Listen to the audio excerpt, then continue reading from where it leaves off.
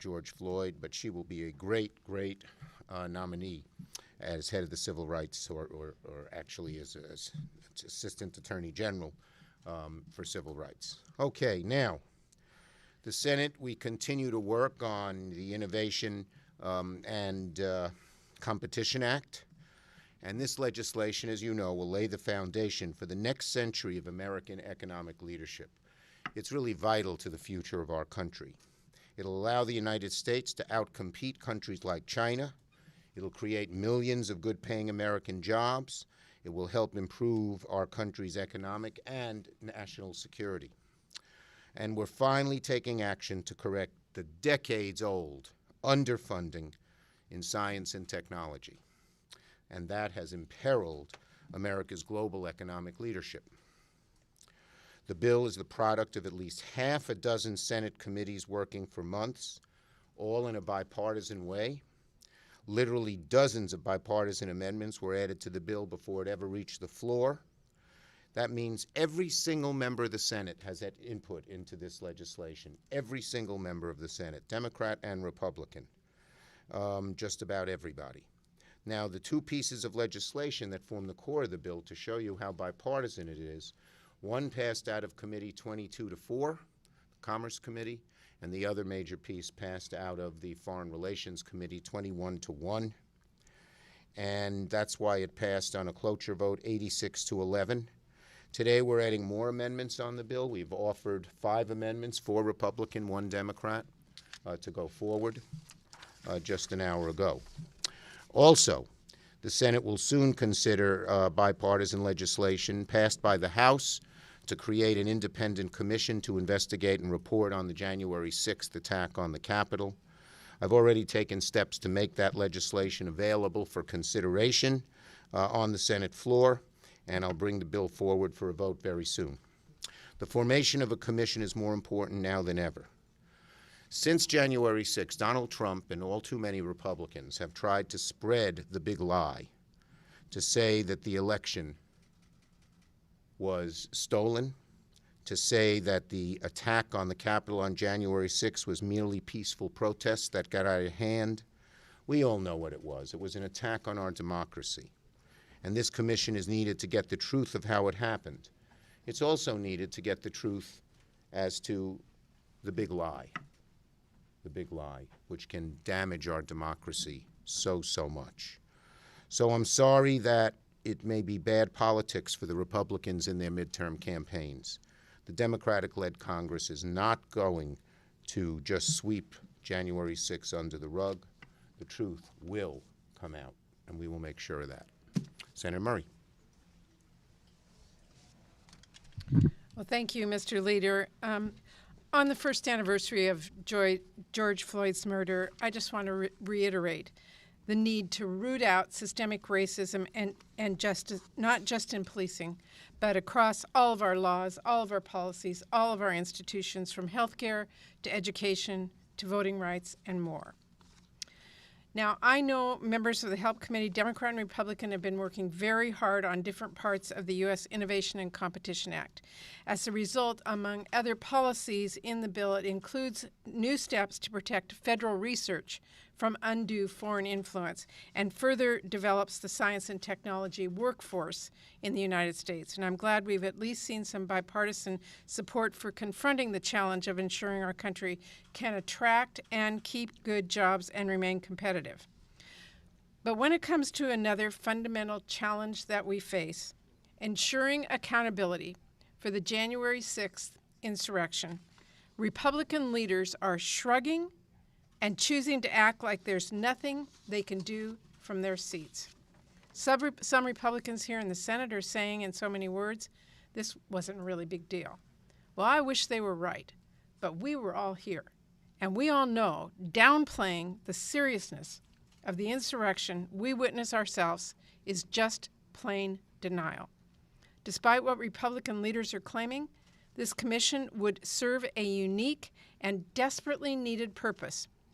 There is no other independent entity with subpoena power focused exclusively on gathering every last fact about January 6th and issuing recommendations to the President and Congress about how to prevent anything like this from ever happening again.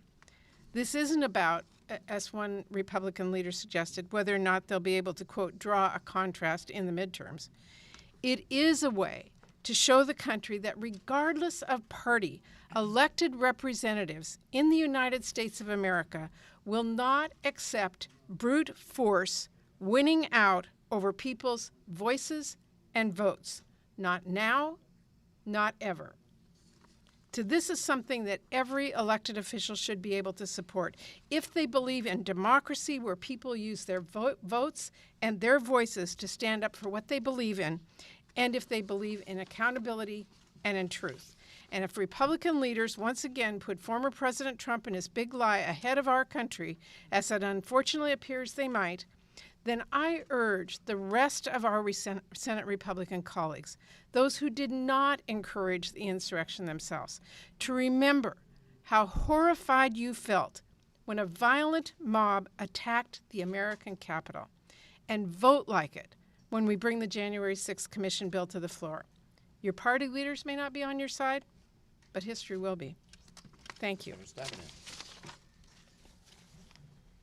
Thank you very much. First, on this day, as we're remembering the murder of George Floyd, I want to thank President Biden for once again reaching out and doing what a president of the United States should be doing, and speaking with the family and with friends and recommitting his own actions as well as our belief that we need police reform in this country. And so I want to thank him for that. I want to first speak about the competitiveness bill on the floor and do it through the lens of Michigan and manufacturing, because this is a big part of our future when we look at where we're going to go as a country, how we're going to compete, and we really have a big choice in front of us. We can invest in making things in America and build an economy that works for everybody, or we can allow other countries to outpace us on technology and remain dependent on critical parts made overseas. That's not just in theory. That's actually happening right now. In Michigan, we know that we don't have an economy unless we make things and grow things. I think that's true for our country. And that is unfortunately something, while we've been talking about it, other countries have been taking actions. And we know that in electric vehicles alone that China has put forward more than $100 billion right now. They have hundreds of companies making electric vehicles. And frankly, you can no longer build a competitive auto industry without electric vehicles, and you can't build EVs without a whole lot of parts that could be made here but aren't right now. We've seen what happens when our automakers and manufacturers depend on semiconductors made overseas alone. COVID-19 exposed the weaknesses in our supply chains, both our medical supply chains and our manufacturing supply chains. And unfortunately, as a result of the breakdown in the supply chains and not having access to something called semiconducting chips, we literally have thousands of auto workers laid off right now in Michigan as well as across the country. In fact, the Alliance for Auto Innovation estimates that U.S. automakers will produce 1 million fewer cars this year alone because of the shortage. That's terrible for auto workers, it's terrible for the economy, and it's terrible for our future. And that's one of many reasons why I support the passage of the U.S. Innovation and Competition Act. This really is about our future. Let me also say this. At the same time, we can't move forward as a country without finding out the truth of what happened on January 6th. I agree with Senator Schumer and Senator Murray. I mean, this was an attack on the very heart of our democracy. And we simply can't pretend it never happened. And something as simple as a bipartisan commission will bring accountability and ensure that it never happens again. And that's the least we should be doing. Thank you. Okay, let's go. Yes, sir. Go ahead. Way back there. No, I like to call them people who don't You know, the people who stand to the back, who are nice and gentle. Leader Schumer, now that the National Guard has left the Capitol, do you think the perimeter fencing should remain? What would happen to that? Look, we have a great person as our Sergeant at Arms, General Gibson, and she's studying this carefully. She has a lot of experience, and she's going to make recommendations, and we'll follow them. We need to protect the Capitol, but it shouldn't be an armed camp, plain and simple. Senator Schumer, at what point are you ready to move ahead on reconciliation on the American Jobs Plan? The bottom line is very simple, that it has always been our plan, regardless of the vehicle, to work on an infrastructure bill in July. And that's our plan, to move forward in July. Yes.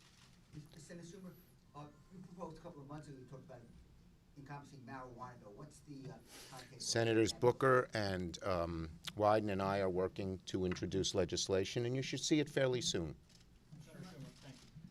You said you're going to move ahead with the 1-6 commission bill. Yes. You talked about other bills that you're trying to tee up here in the next couple of weeks too, basically putting Republicans on notice. Isn't some of your audience, though, Democrats, though, to say, look, they are filibustering these bills and we need maybe to address the filibuster? Well, look, we always hope that our Republican friends will work with us on things, whether it be getting America moving again in terms of Build Back Better, whether it be on January 6th, whether it be on even we'd hope we'd get some support for such a fine person as Kristen Clark. So we hope to move forward with Republicans, but we're not going to let them saying no stand in our way. Mr. Schumer, are you saying the infrastructure bill needs to pass out of the Senate by July? We- Is that your timeline? Our goal is to deal with a big, bold plan in July. Leader Schumer, on competitiveness, Republicans say they don't want to support cloture unless there's a vote on the Crapo Amendment, GSP, miscellaneous tariffs. Why don't you want that in the bill? Do you think you can get this finished by this week? And what about the Sanders Amendment? Okay. First, we will finish it this week, and we've been so bipartisan. I haven't seen anything like it in all the years that McConnell was leader, where we have been so open to the process. Today, we just offered them 4 more Republican amendments. There are certain people who want to pass amendments that are totally unrelated to the bill, and you can't just do that. But we are moving forward in the most bipartisan way that I can, and I'm confident we're going to pass the bill this week. In terms of Sanders' amendment, I think warrants are a good idea, and that's something he talked about at our meeting, and we're going to see what we can do in terms of warrants, either in this bill or as we move forward. We're going to check that out. Last one. How open to changes are you on the January 6th commission bill? Look, the January 6th commission bill has been as bipartisan as it comes again. Speaker Pelosi consulted with Leader McCarthy. Oh, for the days. With Leader McCarthy, and agreed to just about every change she wanted. She was consulting me. I thought almost she went very far. No subpoena power in the hands of one party. We have the House, Senate, and President, and it's even as opposed to 4-3. But she used the 9/11 Commission, which is a very bipartisan, successful commission as a model, and 35 Republicans voted for it. I'm glad to see that a couple of Republicans here in the Senate have said they would vote for it. I think Romney and Murkowski have said that already. And so I think that we should vote for it. Obviously, we'll look at any proposal, but it can't just undo the commission. One of the proposals I heard have a separate Republican staff. You can't have a commission with 2 warring staffs. I've never seen that happen. Thanks, everybody. Thank you. Yes. Cory Booker is working and making progress. Any idea when you could vote on a police reform bill?